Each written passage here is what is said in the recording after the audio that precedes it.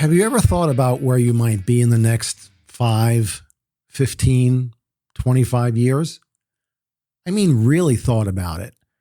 So much so that you actually carved time out of your busy day, put pencil to paper, and recorded your thoughts in a notebook or journal. And I don't just mean where you might want to be physically, mentally, or even spiritually, but financially as well. I'm guessing not too many people are raising their hands right now. For those of you who are, congratulations. You are in the vast minority. To be honest, way back when, I wouldn't have had my hand raised either. Hi, I'm John Gigliello, a certified financial planner with the Albany Financial Group here in Albany, New York, and you are listening to Invest in Knowledge, a podcast about all things financial. In this episode, I will be discussing some things you can do to shape up your personal finances for a great year end. The fall is an ideal time to examine your financial health and update your financial plans. Also, as an added bonus, I'll let you know at the end of the show how you can contact my office to get a free copy of the Last Chance Financial Planning Checklist that will really help you to organize the numerous ideas and thoughts that you should really be trying to achieve before the end of the year. Now, I don't know about you, but I just love this time of year. The humidity disappears and the cooler weather starts to settle in. The leaves are turning a spectacular color, and you start to settle back into that routine that seems to have disappeared over the summer, don't you? My family and I make it a point to go apple picking every year, and you just can't beat those cider donuts now, can you? And that brings us to the heart of why we are here today. It's time to get organized again and think about year-end planning. No matter your age, I feel you can benefit from what I'm going to discuss here today. Now, I have 6 areas of personal financial planning that I want to discuss, and instead of bouncing all over the place in a random order, I want to try to follow these in a checklist type of manner. This will then coincide with the planning checklist I mentioned earlier in the show. But before I begin, I want to issue you a challenge. I'm going to challenge you to take some time, clear your mind, and write down where you want to be in 5, 15, 25 years.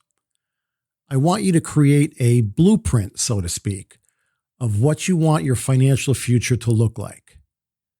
And this exercise is not just for the younger folks out there. I'm going to be 60 years old next March, and I have a pretty good idea of what I would like to be doing when I'm 65, 70, 80, and hopefully older. Don't limit yourself. Think outside the box and think big. I know the phrase of creating a bucket list is somewhat cliche, but that's just what I want you to do. Now, a few items on my bucket list are to play a round of golf at Pebble Beach and St. Andrews in Scotland, visit, not climb, the Matterhorn that sits in the Alps on the Switzerland-Italian border, and to perfect the opening guitar riff to one of my favorite rock songs, Layla by Derek and the Dominoes. Now, once you have your bucket list, I want you to start to get specific as to how you are going to do these things and what it will cost you financially. Since this is a podcast about all things financial, of course, I want to address those financial concerns that you may have. When you start to think about accomplishing financial goals, I want you to be specific. I want your financial goals to follow the acronym SMAC, S-M-A-C. In fact, I want all of your goals to be SMAC certified. Now, it's hard to accomplish a goal unless it's 1, specific. You need to be as specific as possible in order to have the best chance at achieving your goals. For example, I want to be rich someday, or I don't want to be working when I'm in my 70s. Is not exactly specific now, is it? A better way to phrase these two ideas might be, I will have $1.5 million in my company retirement plan by March 1st, 2026, so I can retire on my 65th birthday. Now that's specific.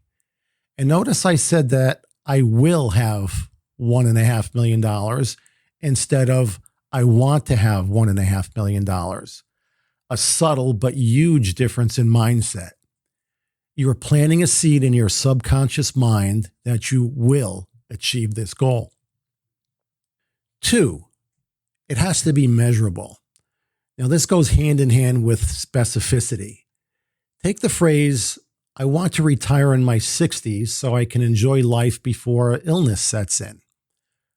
Well, how do you measure that? It's too vague, too many variables. I much rather prefer, I will retire on my 65th birthday and travel to 5 countries before my 70th birthday. Or if I want to master that opening riff to Layla, I might plan to practice 30 minutes a day, 5 out of 7 days a week for the next 3 months. I love it. 3, the goal needs to be achievable. Can the goal you are seeking actually be accomplished? Is it realistically achievable? The goal, I will have $47 million in my IRA by the time I reach my 50th birthday, is certainly specific and measurable, but for the average Joe out there, it's just not going to happen. Compare that with, I will save 20% of my paycheck for the next 3 years to save for a down payment on my first house. Likewise, with my guitar playing ambition, it's not realistic or achievable for me to practice, let's say 2 hours a day, 6 days a week to master that riff. It's just not going to happen. Number 4, the goal needs to be consistent or congruent. So whenever you set a goal that you want to accomplish, it has to be consistent or congruent with who you are as a person. If it's not a reflection of who you are, then you're going to have difficulty accomplishing it. For example, and for me personally, reading books and taking classes on the art of selling in order to make more money, say selling investment products or financial advice, is inconsistent or not congruent with who I am as a person. I've never really considered myself a good salesperson, and you know what? I'm okay with that. I prefer to let my work do the talking for me. To become some alpha salesman is just not my personality. Be consistent and congruent with who you are as a person. Okay, enough about bucket lists and goal setting. Let's dive into year-end planning. The first area I want to mention is taxes. And I already know what you're thinking. Boring. Come on, John, you said in your podcast trailer that you're going to keep this lively and interesting.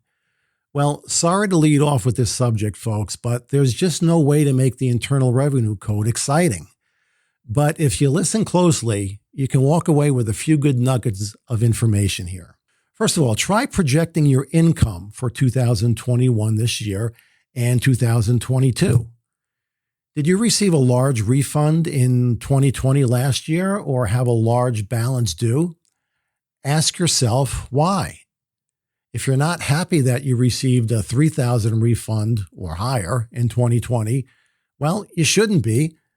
That's an interest-free loan the government has had for the past year. Did you owe a lot of money on April 15th? Hopefully not enough where you had to pay a penalty for underpayment of taxes. Next, did you sell any investments last year for a profit? I don't mean your house, but stuff like stocks, bonds, mutual funds, your stamp collection. Well, you may have to pay tax in addition to the taxes you pay on your salary or wage income. If you lost money on the sale, you may be able to deduct that as well. Did you get married or have a child this year? Could be a tax benefit waiting for you there. There are quite a few existing tax breaks out there and some new ones under the Biden tax initiative that focus on the family, of which you need to be aware. But please seek out a qualified tax expert to get help. Haven't filed your taxes lately? Oh boy, we need to talk. A fair number of citizens feel that they can fly under the radar, so to speak, and not pay their fair share. Well, I'm here to tell you that the IRS is the largest collection agency in the world, and 99 and a half times out of 100, they're going to find you. So please don't stick your head in the sand and hope they go away. Find a qualified tax preparer and make things right. So let's move on to retirement. Now, when the topic of retirement comes up, most think of the 50 and 60-year-olds in the room, but you millennials need to take notes as well. Trust me. You see, the younger you start saving for retirement, the more options you potentially may have later in your working careers. Now, I would like to see all of the folks out there that are still working and in the accumulation phase of building their nest egg to save 20 cents for every dollar they make. Save 20 cents for every dollar that you make. Well, you might be saying to yourself, I can't save that much, John. I won't be able to pay all my bills. To which I would reply, then you're spending too much on stuff that doesn't matter. Listen, budgets are painful, I get it, to develop and implement, but they are priceless for managing your money. Always remember, you need to pay yourself first before you start paying everybody else. Some other areas in retirement planning include maxing out your 401k contributions, including catch-up contributions. At the very least, contribute enough money from your paycheck to maximize the company match, if you get one. For 2021, the employee contribution cap is $19,500. If you're over age 50, you can contribute another $6,500. Once you've done that, do the same with IRA contributions. Try to max out all qualified or tax-advantaged retirement plans before you invest in a different taxable account. Does it make sense to perform a Roth IRA conversion? Well, maybe, maybe not. It depends on current tax rates, future tax rates, your legacy plans, your life expectancy, your income, etc. See, I told you in the trailer this was all confusing, didn't I? Look, the IRS is going to get their tax money one way or another, either at the point that you convert your traditional IRA to the Roth IRA, or at age 72 when you need to start taking your required minimum distributions from your traditional IRA. Everyone's circumstances are different.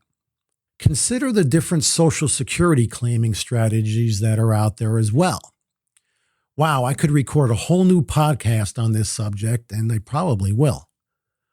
Although file and suspend and the restricted application are no longer in use, except for certain cases, there are still ways to optimize your claim.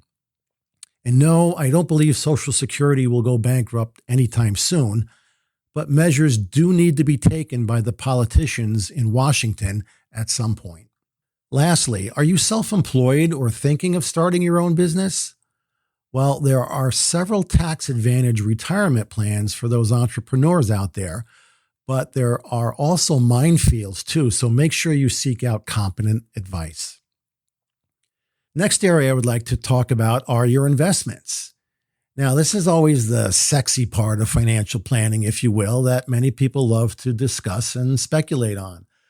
Well, there are sound, fundamental, time-tested strategies that you need to be aware of with your investments, such as every time you make an investment, it should be made with a purpose. There should be a definite goal and a strategy to that investment. It may be for college education funding, retirement, a house purchase, and so on. And there is a difference between investing and saving. Think of investing more for intermediate to longer term goals and savings for shorter term goals, such as a down payment on a house purchase maybe in 2 to 4 years from now. This time frame that I mentioned brings me to my next point. When investing in the stock market, your time frame or time horizon plays a huge role. When investing in the stock market, you should have at least a 5-year time horizon, in my opinion. Anything less would be considered speculating rather than investing because of the volatility that may be associated with that shorter time period. Now, a normal economic cycle typically lasts around 5 years, with an economic boom, an economic downturn, and then the economic recovery. This cycle is important to keep in mind when you are making your investment decisions. Obviously, investing at the height of an economic peak may not be the best strategy. Here's an odd question for you. Do you like pie? Personally speaking, there are very few types of pie that I don't like, with peach being my favorite. Well, there's one very important type of pie that you should be concerned with in the investment world, and that is your asset allocation or your pie chart. Pretty clever how I work that in, right?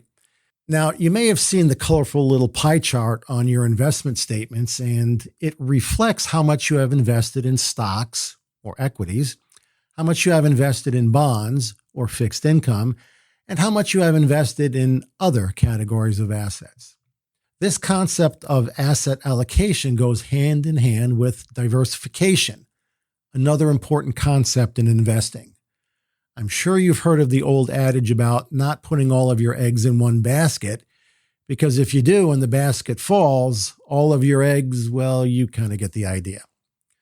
Well, the same holds true for your investment portfolio. You probably should not have 100% of your portfolio invested in either stocks or bonds, unless there's a really good reason, or as I said earlier, a goal or a strategy to that. Okay, so now you're saying to yourself, John, I understand the importance of having a strategy for my investments and that I need to properly assess my time horizon, and I have to have a properly diversified portfolio, but what do I actually invest in? I mean, there seems to be thousands of options. Well, I'm glad you asked. This leads to my last point on investing. So what's the difference between stocks and bonds, mutual funds, exchange-traded funds, alternative investments, and so on? It's very confusing, isn't it? Well, I'd love to dive into the details here, but in the interest of time, we'll save that for another podcast. But suffice to say for this podcast that the various investment alternatives that I've mentioned above are just the vehicle, so to speak, to get you to where you want to go. For example, if you've decided that stocks or equities are an appropriate asset class for you based on what we've discussed so far, then how will you invest in those stocks? Are you going to buy the individual stocks of specific companies? Well, you certainly can, but have you taken the time to research whether or not it's a good time to buy, say, Coca-Cola or Home Depot, given its current selling price and other market and economic conditions? If you don't feel that you have the technical expertise to make such a decision, then you can hire someone to do that for you. You would then invest in what's called a mutual fund that employs a portfolio manager or team of managers to do all the research and stock selection for you. Of course, these people don't work for free, and there are expenses associated with the purchase of mutual funds. Keep in mind, there are also expenses and fees associated with the purchase of individual securities as well. I think we'll save a discussion on exchange-traded funds and alternative investments for another day, as I can already sense you're starting to get a migraine. Now, we couldn't have a podcast and talk about sound financial planning unless we had an overview on insurance. Yes, just like alarm clocks, big government, and colonoscopies, life insurance could be included on the list of necessary evils in life. In its most basic form, the purpose of any type of insurance is to provide financial security. Insurance coverage pays out a specific amount of money to the beneficiaries when triggered by some event. Now, as you're probably aware, you can buy insurance for many different reasons. There's life, homeowners and renters insurance. There's automobile and motorcycle insurance, disability and long-term care insurance, health and travel insurance, umbrella and pet insurance. Heck, there's even hole-in-one insurance. That's right, hole-in-one insurance. You see, I pay $36 a year for hole-in-one insurance at my golf club. It's customary in golf that if you score a hole-in-one, you have to buy drinks for all of the members of the club. Well, we have about 350 members at our golf course, and at $8 per drink, you can see why it's well worth it to have hole-in-one insurance. Now, regarding insurance, you really have to ask yourself three main questions. First of all, do I even need insurance? For example, a single 22-year-old male or female probably doesn't need life insurance, since there is most likely no one who is dependent upon them for income. However, a family of 4 with 2 young children would be the ideal scenario for life insurance. Next, if I need insurance, what kind do I buy? Should that family of 4 with young children buy a 20-year term policy or variable universal life insurance? Well, it depends. Should your homeowner's insurance policy include coverage for fair market value or replacement value of the home? Should I buy a long-term care policy with no inflation protection and save premium dollars, or should I pay extra for the inflation-protected policy? It depends, it depends, it depends. Everyone is different. Each case is different. Lastly, if you have determined that you need insurance and you figured out the type, then how much should you have? Well, sorry to sound like a broken record, a tangled cassette, or a distorted MP3, but the answer is it depends. For instance, with life insurance, you want to make sure that you have taken into account the insured's earnings capacity as well as future costs such as spousal living expenses, mortgages, and college tuition expenses. For homeowners insurance, if your house burns down, you really want to consider the amount needed for the replacement cost to rebuild it instead of the depreciated value at the time of the fire. Of course, when you own insurance, you always want to monitor and identify any material changes that arise in your life, business, or financial circumstances that may require insurance adjustments. A $100,000 policy for 2 married adults with no children may be adequate at the time, but when little Junior comes along, everything changes. Now you will have someone other than your partner that is truly dependent upon you for income. Number 5, at certain points in life, we reach various ages that would be considered milestones for financial planning purposes. These ages mostly occur in our 50s and 60s and are important to remember since we may suffer financially if we are not alert and we miss these milestone dates. So some of the dates are as follows. At age 50, you can make what are called catch-up contributions to IRAs and some qualified retirement plans. In 2021, that catch-up amount is $6,500 for 401k, 403b, 457b, and Roth 401k plans. Ever wonder what all of those numbers and letters mean for these retirement plans? Those are just the Internal Revenue Code sections to which they apply. For those with simple IRAs, the catch-up amount is $3,000. Now, this provision was meant to help those who may have started saving later in life. Next, at age 55, you can take distributions from 401k plans without penalty if retired. At age 59 and a half, you can take distributions from IRAs without penalty. Now, some of you may be thinking, what's he talking about paying a penalty? This is my money. What's up with that? Well, the government gives us a tax break on these types of retirement plans by deferring the income tax we owe on the earnings until age 72 for most plans. They really want us to use that money for retirement purposes. They don't like it very much when we use that money for purposes other than retirement. With some exceptions, a 10% penalty is imposed for those distributions that are not for retirement purposes. At ages 62 through 70, you can apply for Social Security benefits. Here's another topic that's ripe for a podcast.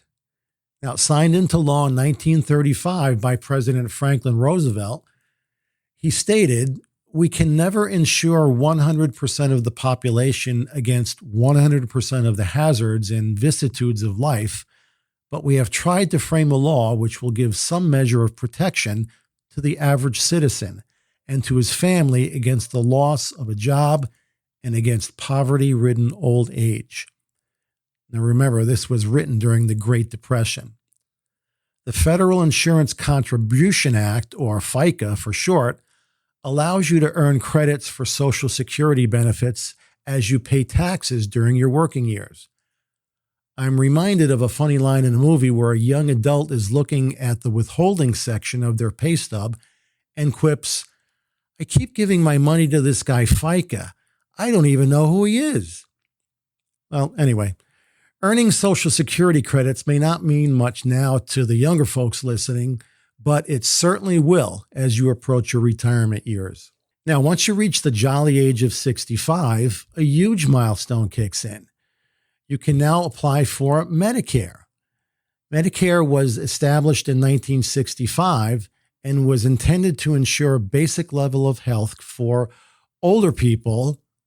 Older people, I take exception to that. 65, I don't consider old, especially since I'm going to be 60 soon. But anyway, a basic level of health care for older people by paying some of the costs of some healthcare services and is funded through Medicare payroll taxes and monthly premiums. Much more to say about Medicare in an upcoming podcast. The last milestone to mention comes at age 72.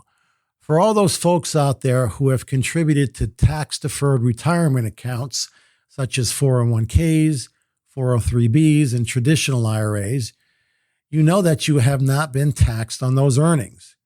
And you may be wondering when you will have to pay those taxes. Well, I hate to rain on your parade, but at age 72, which is the current law, you will be required to withdraw a portion of your tax-deferred account and pay your income tax. These are called required minimum distributions, or RMDs for short.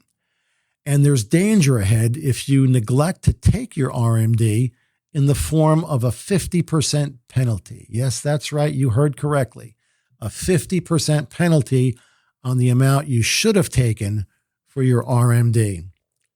Now, I haven't covered a few other areas of financial planning that I would consider very important, such as debt management, cash and budget planning, and estate planning, but those will be subjects for future podcasts. I would like to close out this podcast, however, with a list of events or changes that may occur in your life that would warrant, in my estimation, a reevaluation of your financial plan. Again, in checklist order, they would be: did you sell a major asset like your home, business, or other real estate? Did you transfer any major financial assets? By transfer, I mean, did you re-register or change the title or ownership of any major assets? Did you refinance your house? Did you change or lose your job? Did you get married or did you end a marriage? Did you add to the family through birth or adoption? Did you lose a loved one? Do you have a parent or other family member in need of assisted living? Is there a severe illness in the family? Did you receive a gift or inheritance? If you answered yes to any of these questions, you should really update your financial plan. Give us a call. We are here to help. So now you are better equipped to shore up your finances for a great year in 2021, and you can optimistically plan for a better 2022. It really is within your power. Many times we focus on the things in life we cannot control. I know I'm guilty of that myself. But now is the time to get your financial house in order. You do have control over that. Reach out to us at www.jgigliello.com for your free copy of the Last Chance Financial Planning Checklist to help you with your journey. Now, again, that certainly is in your control. Thanks for listening, and remember to subscribe if you like what you've heard. Make it a great day.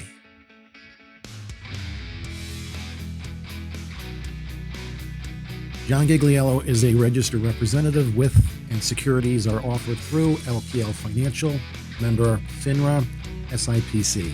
Investment advice is offered through Private Advisor Group, a registered investment advisor.